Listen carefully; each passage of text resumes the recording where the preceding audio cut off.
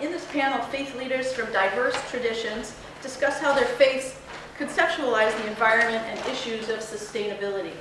Featuring panelists from the Sikh, Hindu, and Islamic religions, the discussion offers perspectives that differ from the conventional secular view of humans as masters of creation, emphasizing instead the interconnectedness and interdependency of all living things, humans, animals, and plants. This panel reminds us that the common ground we occupy in our shared desire to care for creation can also be a foundation for building unity across faith groups. And in an effort to continue our Michigan IPL's connection between faith and ecology, we think this is a great opportunity to learn about how particular faiths view faith and ecology. So I will let Dan introduce himself and then the speakers, and hope you enjoy the show. Welcome again to the afternoon session of the Sustainability Strategies for People, Profit, and Planet Conference here in Maryland. I'm Dan Farrell. I'm Associate Professor in the College of Architecture, and I'm pleased and honored to be able to participate in this conference this week. I would just like to briefly introduce the three speakers that we have, and just to remind you, please, there is a speaker evaluation form. It looks like this. It was probably on the end rows when you came in. We are session 4A on the upper left. If you're an AIA member or a student who's going to be receiving credit for continuing education or for classroom credit, there are 2 sign-in sheets outside the door here on the lower level of the 3rd floor. I'm going to be introducing our speakers in alphabetical order, and I apologize if I do not have the correct pronunciation. Please correct me if I do not. Huda Akaf, correct? She's founded the Islamic Environmental Group of Wisconsin in 2005. The IEGW promotes knowledge about Islamic and environmental teachings, how to apply these teachings in daily life, and how to collaborate with others toward a just, peaceful, and sustainable future. Huda holds degrees in conservation ecology and sustainable development, as well as science and environmental education. She has taught environmental science courses at the University of Wisconsin. Raman Singh is almost, she says, a lifelong resident of Michigan, a graduate of Wayne State University with a MS in mechanical engineering. Raman owns a small business in Plymouth, Michigan. She serves on the board of trustees at Gurudwaras, Hidden Falls, a Sikh house of worship, and is active with numerous local interfaith organizations, including the Interfaith Leadership Council, Wisdom, World Sabbath, and Michigan Roundtable for Diversity and Inclusion, along with the Michigan IPL. She's a regular panelist on the early morning program on Sunday public television, Interfaith Odyssey. And lastly, Sridhar Silvaraman. Silvaraman, that's right. Thank you, sorry. He is a software executive who has worked in the United States for over 20 years. He is actively involved in the practice, learning, and spread of Hindu culture and religious activities through his association with Sri Venkateshwara Temple. Thank you. In Novi and Chinmaya Mission in Ann Arbor. Right. He's intimately familiar with industry and business issues within the energy, utility, and retail distribution and financial services sectors through his professional consulting experience. He's earned his MBA from the Stephen M. Ross School of Business at the University of Michigan. So for our format this afternoon, I'm going to be asking each of the 3 presenters to present for about 15 minutes maximum, and then we'll stop at that point. Each of you would proceed from one to the next presenter, and then we'll have our roundtable discussion at the end for at least 15 to 20 or so minutes. So if we can get started, please.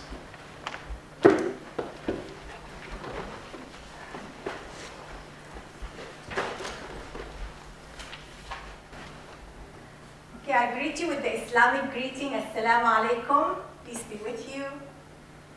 As I mentioned, Don mentioned that I'm the director and the founder of the Islamic Environmental Group of Wisconsin.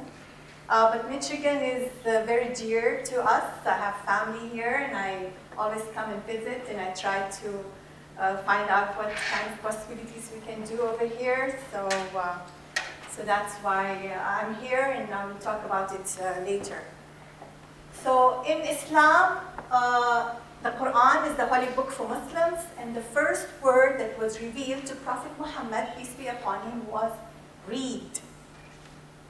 So read is very essential in our learning. That means we need to always learn. And the book of creation is wide open and it's full of learning, of evidence, of ayat, we call signs. Ayat is the Arabic word for signs. And it's also the Arabic word for the verses in the Quran. So it's full of that, of signs, of teachings that we need to learn about. In the book of the Quran, the Holy Book for Muslims, there are chapters, 114 chapters. So some of the chapter titles are, as you see, the pen, the cow, the bee, the light, the ants, the spider, the sky, the star.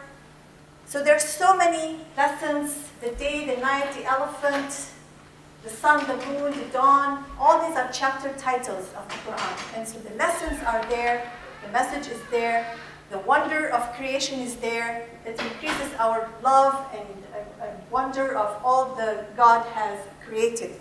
And of course increases our responsibility and awareness of our trust.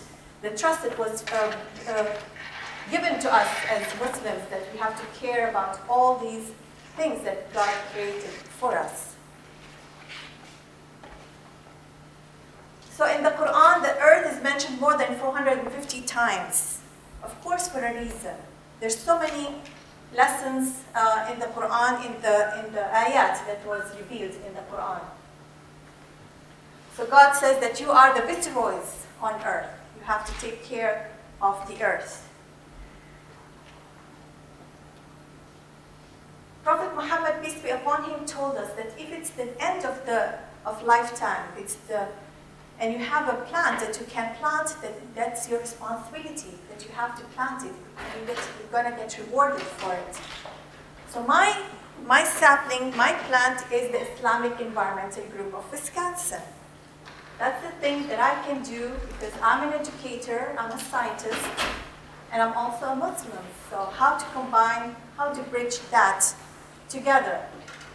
So the Islamic Environmental Group, as was mentioned, it bridges this gap and it brings in the faith with the ecology, with the science, and we design activities, service projects for the Muslim community, and we collaborate with many, many organizations on a statewide as well as regional-wide and nationally on many environmental and environmental justice issues. So we tie in the faith, the Quran, the teachings in the Quran, as well as the teachings in the Hadith, the reports on the sayings of the Prophet Muhammad, peace be upon him, and the science to do some activities, as I mentioned, education and service. That's what we do. I mean, since 2005, we've been doing that with different mosques and Muslim communities, as well as collaborating with the Interfaith community. What we did and what worked for us is to divide the whole year into different themes. But I actually wanted to work on everything. So how to do that? So we divided the year into different themes. So January is networking. February we work with Interfaith Power and Light on climate change. Global warming. March the emphasis on water. April we celebrate Interfaith Earth Month with different activities throughout. Every year is a different theme as well. May is Certified Organic Fair Trade, where we educate the community about fair trade and we enable them to purchase and use fair trade products. And then in the summer, we're busy with the community vegetable garden, which is very, very successful. And we donate a large part of the produce to the food pantry, which is also benefits large number of local people and needy people. And if we talk about water, for example, what we do is we do a friendly competition. I mean, we teach people, we remind them that Prophet Muhammad mentioned not to use water in excess, although in Muslims they use water to make ablution before prayer. So that's the necessity part of our faith. But how much water do you need in order to do that? So we have to be careful about that. And Prophet Muhammad just used this amount of water that fills a water bottle. So that's the amount of water that he used. But that's our goal. So we have a goal here. And how can we reach that level instead of all that waste that we do in using the water that we have? So it's tying the faith with the practice in a practical aspect. And we measure that. So we quantify, we look at our water meters, and we see how much reduction we do in comparison to the previous year. We celebrate. We always celebrate our successes or our achievements. And we remind people next year that this is what we did last year and we can do better this year in the amount of reduction. So water is life, and we have to care about it in quantity as well as quality. And we work with many organizations to make the water quality as best as possible in our neighborhoods. For example, we encourage green roofs in our mosques, buildings, Islamic centers, and this is like in the Islamic Society of Milwaukee in Wisconsin. We had this green roof installed, and we measured how much stormwater runoff this accomplishment or this addition to the building has reduced. And we notified the people, the community about the benefits of doing that, increasing the green aspect in your building, in your space, in the community, encouraging community vegetable gardens, as well as improving the quality of water in your neighborhood. We have a school there, and so we have rain gardens. So that's also a space for the kids to engage with nature right in their school, and to celebrate finding butterflies in their school yard, and just very excited about this being part of this new development that's related to the greening of the Islamic centers and reducing the parking lot space that was just full of stormwater runoff problems. So this has definitely decreased that runoff problem. And then I mentioned, so back again to our community vegetable garden, we talked about that, so those are our themes. We also we celebrate with the kids in doing an interfaith poster contest. So we encourage K-12 to draw and appreciate arts. Art is very important, science and arts are very important. So how we can do a contest and for them to express how they feel about the earth, caring for the earth, whether the theme is food, water. Every year we have a different theme, and we celebrate those kids that have participated with awards, and we bring them all together to look at the arts with their families and for them to express what they were saying in this piece of art that they shared. Our community vegetable gardens, as I mentioned, we collaborate with many organizations to do that. One of them is Victory Garden. And we continue on. September we celebrate peace, and we had a very successful with Wisconsin Peace and Justice. We did very successful community gatherings where we had conversations about peace, justice, and sustainability.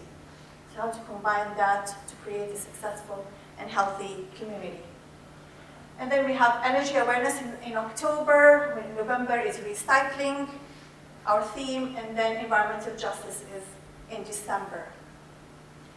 Some of our successes in reducing the amount of carbon dioxide in our congregations, we celebrate that. And then also recycling, how much recycling we did in different congregations, different mosques, and we celebrate that with the kids. That's in November. And December, we have environmental justice. We celebrate Human Rights Day in making our theme is environmental justice is a human rights issue. And we take care of certain issues in our community, and we fight for environmental justice in that neighborhood. So these are some sayings in the Quran that how justice is critical and crucial in our faith, and we have to stand up for it, whether it's air, water, for all. This is the case in Milwaukee, in Wisconsin, where there is a coal plant in the neighborhood where there are mostly minorities. So how we converted that coal into natural gas, and we're working to convert it into renewable energy. So that's an environmental injustice because the neighborhoods are all mostly poor and minority, but how we worked to make the situation better. And many other issues that we work with, for example, frac sand mining in Wisconsin, open pit mining and public transportation. We can talk about that later. Success in Islam is to do good, so we have to work for that. And this is our general theme in general, but we divided our whole year, and then we come back again and we do it over again. So that's the story for the Islamic Environmental Group of Wisconsin. Thank you.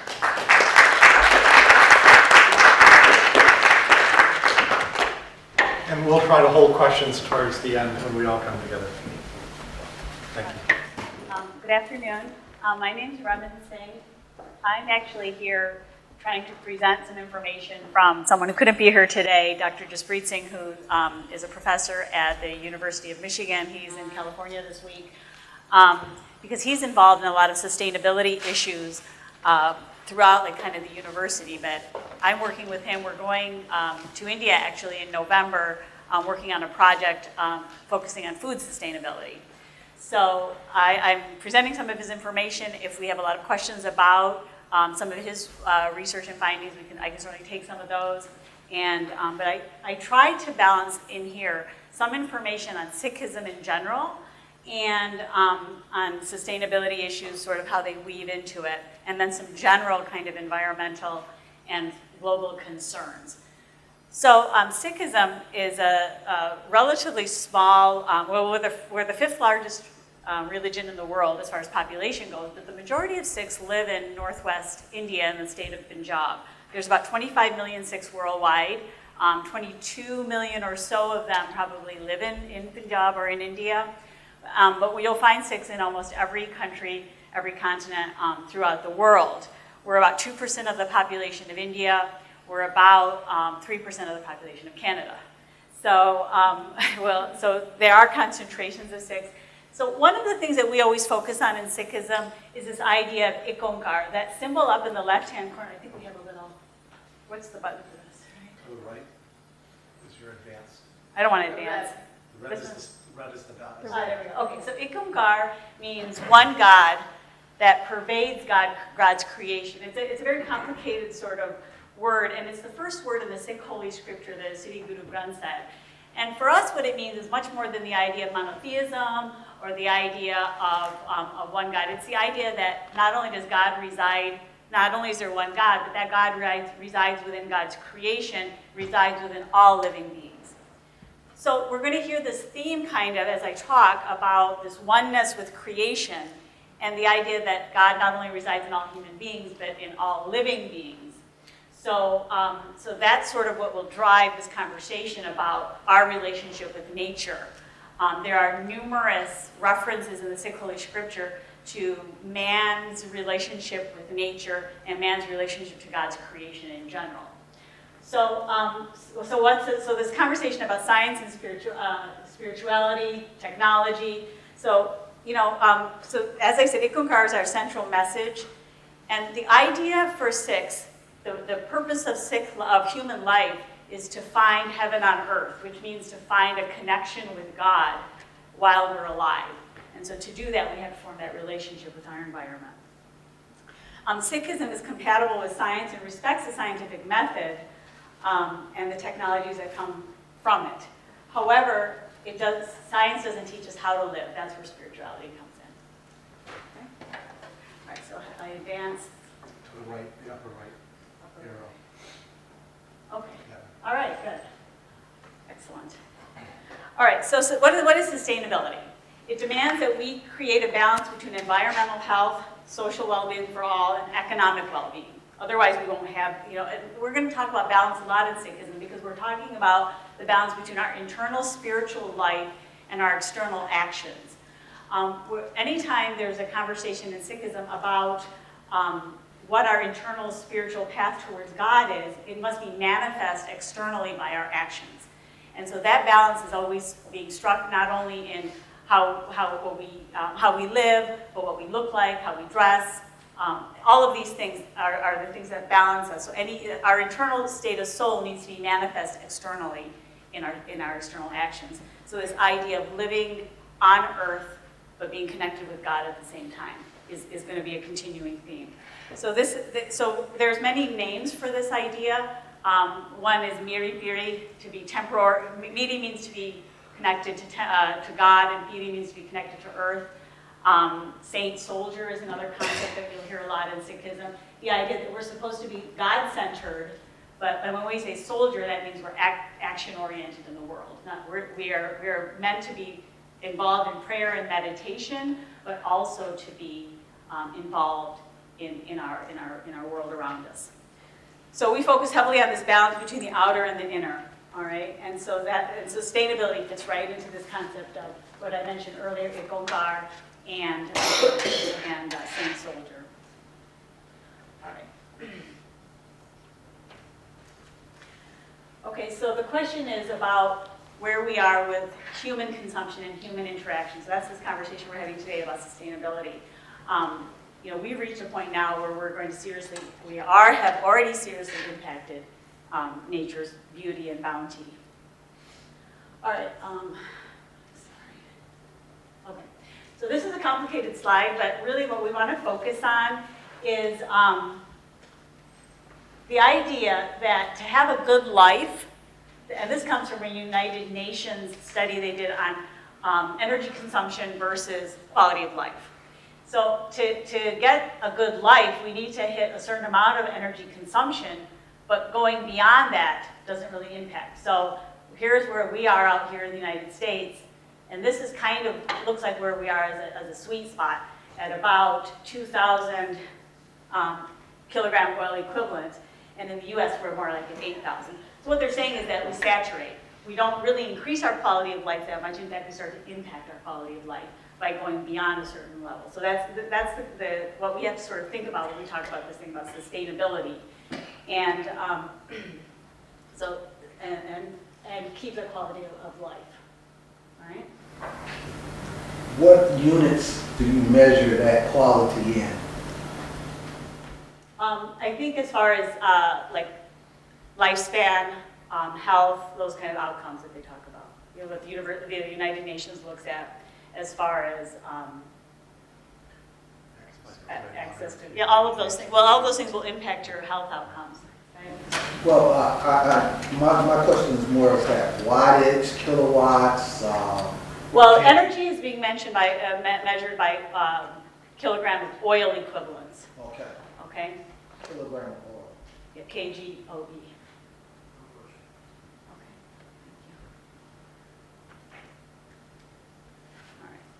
So currently, we consume about the same amount of energy as an elephant does. And the question is, what impact is that having on us and on the environment around us? And part of this is the kinds of food we eat and the technology we use. These are going to be the biggest impacts on the energy that we use. On the energy that we consume. Okay? Okay. Now, it says 7 billion people, but I've heard, really the projections are that we need to be thinking about 10 billion people, right? So what is how are we going to take care and feed and sustain? How is the planet going to do that? And our energy consumption is impacted by our lifestyle, obviously. And one of the ways that we can really impact this, we've been talking a lot about energy, and that is absolutely one of the ways we can do it. And food consumption is another way, because what we eat has a significant impact on how much energy we're going to consume and how we eat it and how we prepare it. Okay? So I'm going to talk a little bit about food sustainability because that's a personal interest of mine. And like I said, I'm involved in this project that we're going to be looking at. And SICs are very involved in food as in general, because we have a concept called langar. Langar is a community kitchen. So most Sikh houses of worship have a free kitchen, have a meal available at least at the end of every service, and the larger houses of worship have a meal available at all times. Depending on where you go and how large the Sikh Gurudwara house of worship is, there'll be food involved in there, because there's a real concept of feeding the body as well as feeding the soul when you come to a house of worship.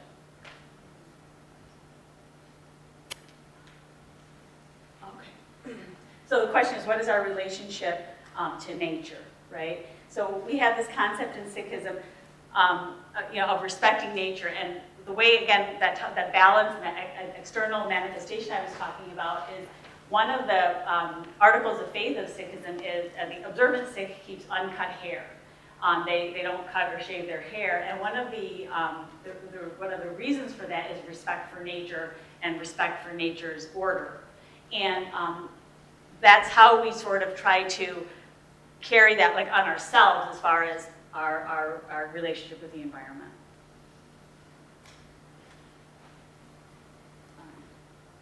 So the cost of our consumption, the nature of the fuel used is high.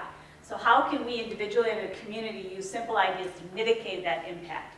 So I'm going to talk about a few different things that generally we can do and that have some of the Sikh community has been involved in, as far as things like tree planting, using sustainable technology, and how food sustainability is sort of manifest in a lot of what we do in our houses of worship. Again, trees as mitigators of carbon. I think I don't have to spend a lot of detail on this, but, and this has become a real issue, I mean, obviously here, but for the Sikh community, because so many of us are in India, that is a place where we're really facing challenges, and it's become already clear to us the disaster caused by not having enough trees, and by the cutting down of trees. And there are organizations like Sikh that have branches in India called Eco Amritsar. Amritsar is a city that's very near and dear to the Sikh community, because that's sort of where our center and some of our most famous holy places are there. And so we've been involved in tree planting, the Sikh community in general, because of that, because trees are really symbolic to us of not only their, all of the things that they provide, all the bounty they provide, but it's become clear how important they are for the way we're going to live going forward. So many Sikh groups have taken tree planting on around the world, not just here, actually more in other countries than here in the United States. I think we're just very lucky. It's not as visible here to us, sort of the dire need that some places are in, I think. Okay, I'm going to talk a little bit about food sustainability now. We talked about the energy consumption of using different, depending on what foods we choose to eat, will seriously impact the environmental impact of the energy impact of those foods. A vegetarian diet versus a meat diet and the energy used of those, I think many of us are already aware of that. The environmental impact of a let's say, a meat-heavy diet or a plant-based diet is very different. And one of the ways we can look at sustainability, not only of food for all of the people on the planet, but for energy, is to look at what we're eating and how we're preparing it. Okay. So again, how we look at animals is very different in different cultures, and how we view what we eat and how we eat it. Okay. So, I'm sorry. I think that slide is off there. So what that says at the top is we're talking about the most famous Sikh house of worship is called Harmandir Sahib, or the Golden Temple, and it's in Punjab in northwest India. And the reason we're focused on it is sort of a macro model of how we do this concept of langar that I mentioned earlier. They serve something like 50,000 meals a day there. And they've been doing it for 400 years. And not only is that a way that they do charitable work by serving many people who might not get another meal another way, but also how are they feeding them a nutritious meal at a reasonable cost and a relatively low impact on the environment is what is something that we can look at as a model for sustainability for everywhere.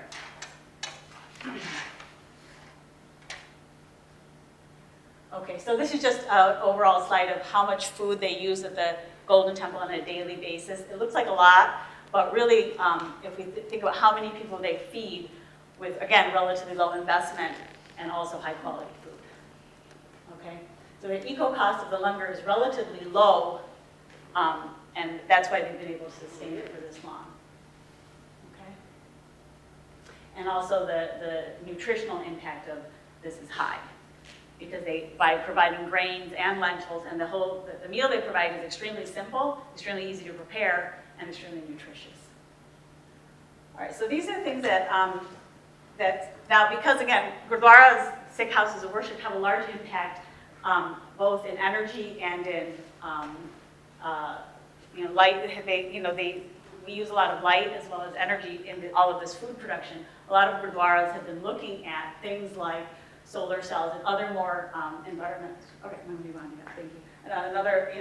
They've looked at ways to kind of mitigate their energy footprint, like with things like solar cells. And many Gurudwaras have started installing solar energy panels and using other forms of sustainable energy. So cooking and lighting are our major areas of impact. And at places like San Jose, they've installed, it's a very large Gurudwara there in San Jose, and they've installed solar panels there. And many other Gurudwaras all over the world have started looking at solar lighting, solar heating. And even we here in Michigan are trying to work with, I think in Michigan, Interfaith Power and Light to install these kind of solar arrays. I don't know if you work with volunteer organizations, but you tend to move at sort of a glacial pace. But anyway, so like I said, the Gurudwaras are deeply interested in this idea of sustainability because it is integral to sort of Sikh philosophy. Thank you. Thank you.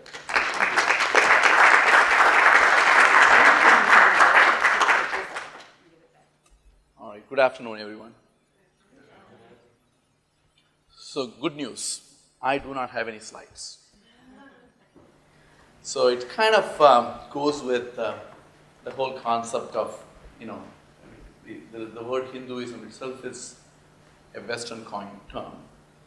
And there is really no such thing as Hinduism or Hindus, and it just represented a group of people who lived on the other side of the Hindu Kush mountains, and how they lived and how they conducted themselves in concert with nature, and what were some of the guiding principles of their living.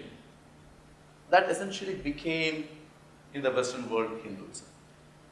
So the word actually is called Sanatana Dharma. Dharma means some kind of a rule or truth about how you live. Now, when I was listening to Ramon and when I was listening to Huda, I would have said pretty much the same thing. They were exactly right, and that is exactly what the Hindu belief is also about. God, creation, nature, living in harmony with nature. All of those aspects are very, very consistent. And something that maybe, I'll just give 1 minute description about Hinduism and then move on to how it actually connects with the whole idea of sustainability. Because many people, if you look at the way Hindus worship and the way you look at various gods, gods with an elephant face, and god with a monkey face, and then there's a god with a bow and arrow, and there's a god with you've seen those images, okay? So the fundamental principle about the Sanatana Dharma is there is one God, but it can be in many forms, in and through you and everybody else. So it really is about how you want to focus yourself, the inner self within you. And some people might want to worship something which has an elephant face. Some people might want to worship something which has a monkey face. it really does not matter. God is one, and that God is in you. That's what the concept of Hinduism fundamentally is. Now, I just want to pose a question here because, just like when this conference is going on, there's a big conference that's going on in New York. And if anybody clicked on the CNN website, and this morning I did, and the headline, it said, "We are sure it's us. We are 95% certain it's us." That was the headline. Can anybody guess what they were talking about? Global warming. Yeah. So, it was about global warming, and scientists now all around the world are about 95% certain it is definitely us. Okay. So, I'm sure many of you who are here kind of believe in that concept, otherwise you wouldn't be here. And there can be the 5% camp which may be doing a different type of thinking. But the idea here is stated in the Hinduism also. See, what Hinduism believes in is this. All creations, whether you can believe nature, it existed by itself, or someone created it, it doesn't matter whether it's rivers or mountains or animals or oceans, whatever that is that exists in this planet Earth. There is something fundamental about all those things. Trees, animals, planets, anything that you can think of. From the time they are born till they perish, they are pretty much programmed. They work in a certain way. You think about this. The way bird lives, the way animal lives, the way river flows, finding the least path of resistance, ultimately reaching the ocean, it is completely programmed. Okay, and the way the water cycle happens, the way the regeneration happens, it is all programmed. With the exception of humans. Why? Because humans, it is believed, have this extra sense, you can call it sixth sense, or you can call it free will, or you can call it the ability to choose. Okay, this is what is making the difference. So this is what the scriptures have always said, that as long as you live in concert with the nature, nature will protect you.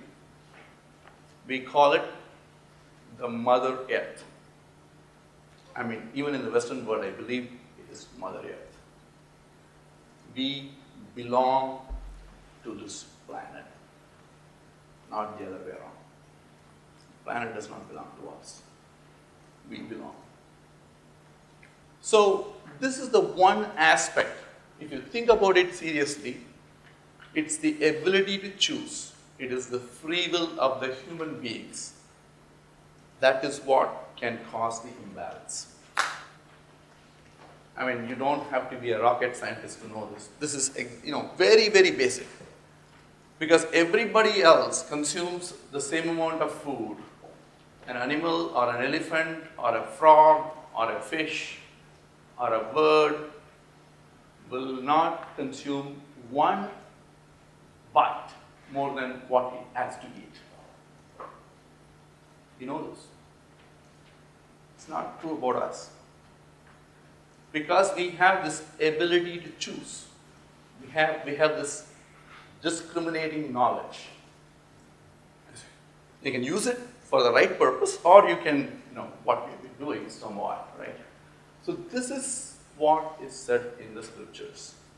So the concept is living in concert with the nature, not against it. So I really did not know what to expect to come when I was coming to this conference because I was very intrigued by even the concept of interfaith power and light. It sounded like some kind of a utility company to me because I consult a lot with utility companies. And then it said interfaith.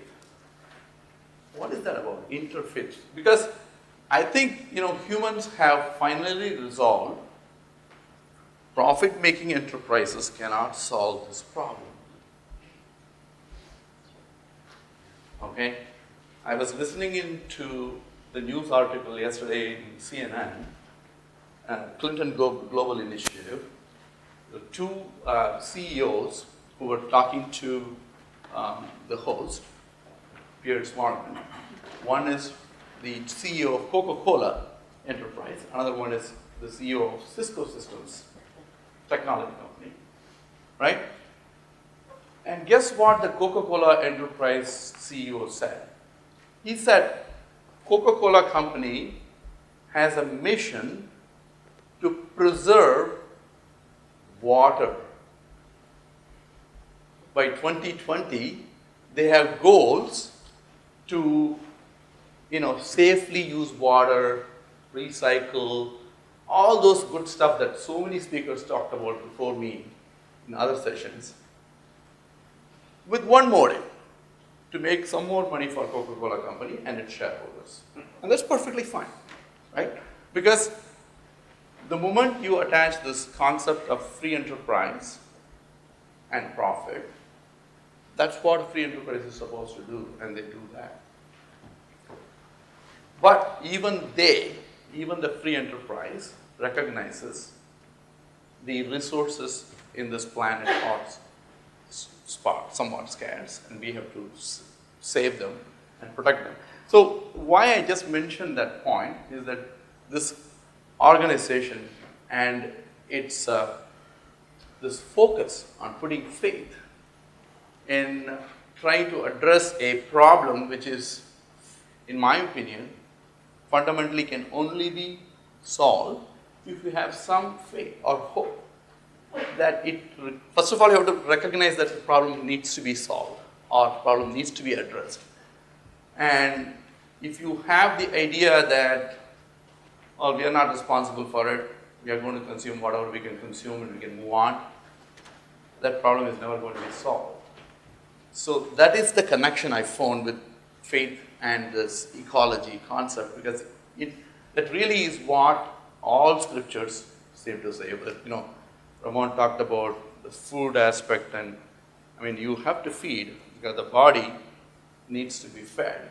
Because regardless of whichever faith you may believe in, that life exists in this body, and therefore it needs to be preserved.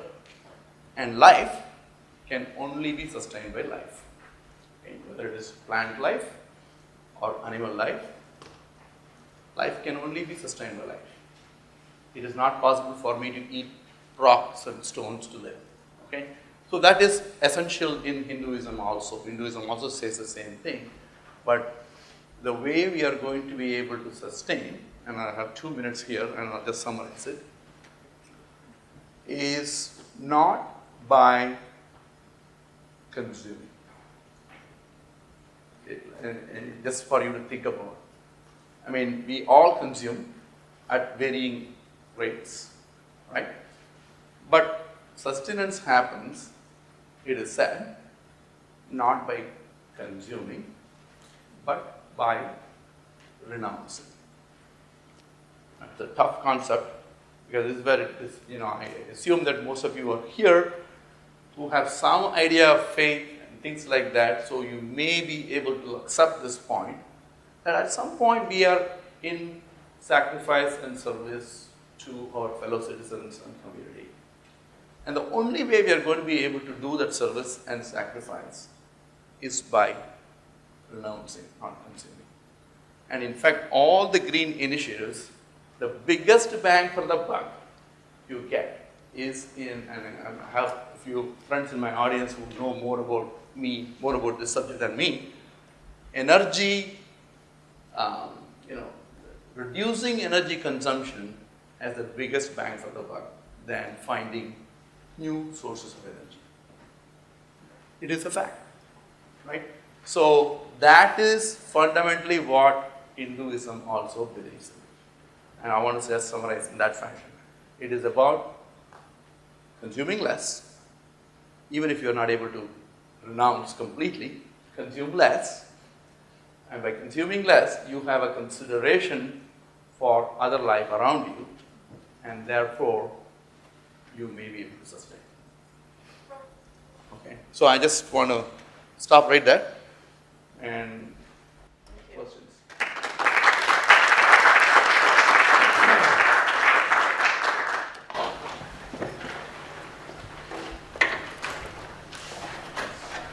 We've got about 10 minutes left, so I'm inviting the three speakers back up front.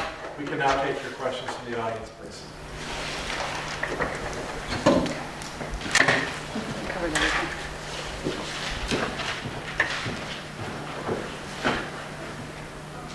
I had a question for Mr. Akpat. When you had a diagram up there of your organization relating to the Quran and science and education, and over here you had the Hadith or something like that. What is the Hadith? Hadith is the reports on the sayings and traditions of Prophet Muhammad, peace be upon him. Oh, So everything that he did, he said, that's also a source that we go back to. And oh, okay. so the Quran is the holy book for Muslims, and the Hadith are the reports on the sayings of the Prophet. So those are the main two sources for Islam, and that's where we go back to. If something, so the Prophet, when he came, the Quran was revealed to him, but as I mentioned, the first word was revealed was read. And he was illiterate. So that's the miracle here, that how come he's illiterate. So this is a lesson for us Muslims till now, every time. Read. An illiterate prophet learned. So we can learn. And that's what I do tell my kids. Every when I go and present, it's like, read. We need to read. And reading is not just reading the book. As I mentioned, reading the book of creation, which is like full of lessons and full of... So the Prophet came and he practiced, like I mentioned, like how he preserved water as a major resource. So that's a source for us to learn from. How he preserved food, how they cared about sharing food, how everything was sacred, how the sacredness of food, of air, of taking care of that, of your neighbors. He practiced that. So that's also, that's a source for us to follow in addition to the written source. It's a largely Christian country, obviously, and you guys get to be spectators to that. And Christians are not of one mind on the environmentalism. So two people can run for president or vice president with entirely opposite views. Two questions. One's a yes or no. Do you see the same thing within your communities? The other, more of an essay question.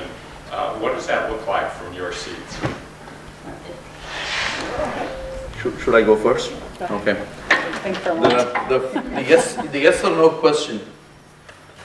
This is the funny thing about India and Hinduism. We thrive in vagueness.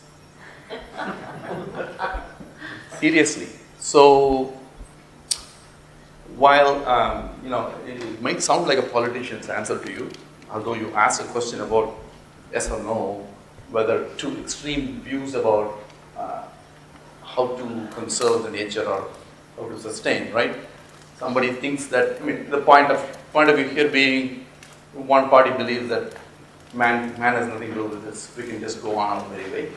Another group, not so much. That's kind of where you're going.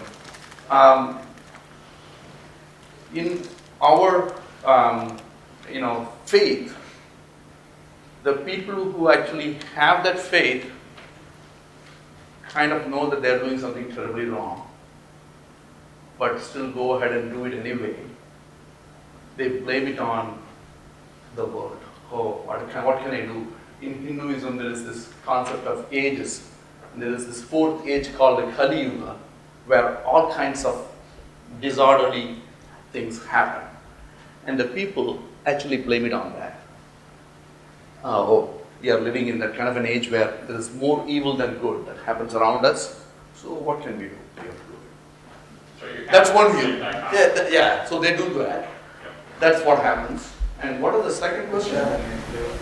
Just what does that Christian community, the diversity of opinions within the Christian community look like? I think what you've already said is it looks a lot like us. It does. Okay. Human beings are about the same everywhere. Okay, thank you. Yeah. I have a question about vegetarianism. You all mentioned some food issues, and so do any or all of your faiths require vegetarianism, or do you tend to move that way just because of what you believe? Again, I can answer the question, but if you want to go back. I can answer, and we probably have similar and different answers. Sikhism does not require vegetarianism. It encourages it. But a lot of Sikhs are not vegetarian. But in our Gurudwaras, all meals are vegetarian, so that they'll be accessible to everybody. So yeah, I guess that's a short answer. So with respect to Hinduism, I think there is a misconception that Hinduism promotes and practices only vegetarianism. It's not true. Okay. It all really, I told you, life can only be sustained by life. Animal life or plant life. It has to be sustained. The belief was, when the civilization progressed, we no longer live in jungle and forests and things like that. We are having to fight the animals and the type of strength that we have to sustain ourselves. So there is this, if you think about the life's evolution cycle, from the lowest life to the highest form of life, I don't say it in any discriminatory fashion or anything like that, but it's kind of known that humans can think, others kind of work in a programmed way. If you think about that, we are at the higher end of the food chain or the living chain, right? So to sustain, it is believed that it needs to be like that. The highest form needs to eat the lowest form of life. The next can eat the next. And that creates sustenance cycle. That is a very scientific answer to the question. Humans, if they live, because some of the animals have to eat meat. To some of the, right? So that's the point. It's not that humans cannot eat meat or anything like that. There are no rules in the religion or scriptures about these things. It is what evolution has taught us, where we have gone as people, and we think that we can sustain ourselves pretty satisfactorily with certain types of food now than 500 years ago maybe. That's the answer. Islam, no, we eat meat, but that meat has to be halal, and halal means permissible or wholesome. It goes beyond that, not just permissible. So we have to make sure the source of it is ethical, the way the animal was treated was ethical, how it was slaughtered was ethical, and there's some rules to that. So that's also limits the consumption of meat and makes people aware of that sacredness in that meat that they're eating, and how to take care of it to fulfill their own faith.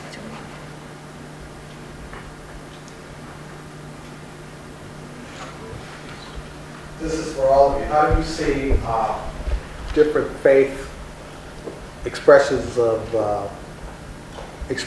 faith working closer together for sustainable purposes? I will address it in an interfaith way. Okay. I'm the president of Wisconsin Interfaith Power and Light, which is similar to Michigan Interfaith Power and Light. So we are part of 40 statewide organizations. We all coming from different faiths. This issue of caring for creation brings us together, and we all agree on that. There's no problem in this whatsoever. We all agree on it, and we just jump into working projects. What can we do in our faith communities to make the world better? because it's our responsibility. We all agree on that. It's our responsibility. It's a trust that was based, we have it, we carry it, and we have to take care of it. We have to stand up because it's our responsibility. So the interfaith component is there. I'm very active in the interfaith community, and we work marvelously together on this issue, sustainability. I'd have to agree with you. I think that is one thing that will bring people of all faiths together is their interest in, because everybody's faith is going to agree on the respect for creation, as she said. So I think that is where you can leverage, because if people feel like they're doing something good for their soul and they can do something good for the earth, I think you have a win-win. And I think it's just a matter of creating those opportunities and projects. I think people are willing to do it, but they don't always know, where to start, I think, so. Yeah, I don't know whether I can add any more to what those two ladies have said already. This is one area faith, people who have different faiths, they've really not had that much of a violent disagreement about the thing that they believe in or have faith in, as much as the followers of that faith may have some differences in how to do one versus the other. However, this idea of sustainability is near and dear to all of us living in this planet. And if there is something that can bring us together, this ought to do it.